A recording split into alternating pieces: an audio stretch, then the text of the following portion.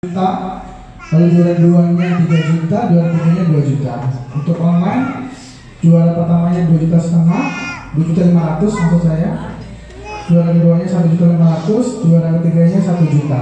Nah, untuk kami tidak akan melakukan ke jurnalis competition ini, namun nanti di periode tertentu atau di bulan-bulan tertentu saya akan buatkan kompetisi tersendiri untuk fotografi seperti itu. Nah, untuk monthly winner tetap akan ada setiap bulannya. Jadi di bulan Juni ini juga akan ada pemenangnya, dan karena ada monthly winner berarti kemungkinan besar setiap bulan kita akan bertemu makan siang bareng.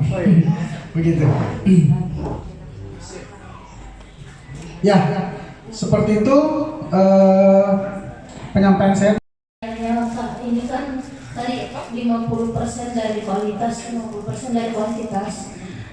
Sedang semua teman-teman ini tidak semuanya kerjasama dengan Honda sendiri. Kalau kuantitas yang mau kita lihat berarti pasti lebih dominan yang kerjasama kuantitasnya. Kecuali mungkin berapa persen lah untuk kuantitas dibanding kualitasnya, Kak.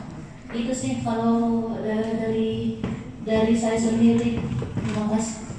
Bulannya. Begitu sih Mbak. Semoga dipahami. Silakan.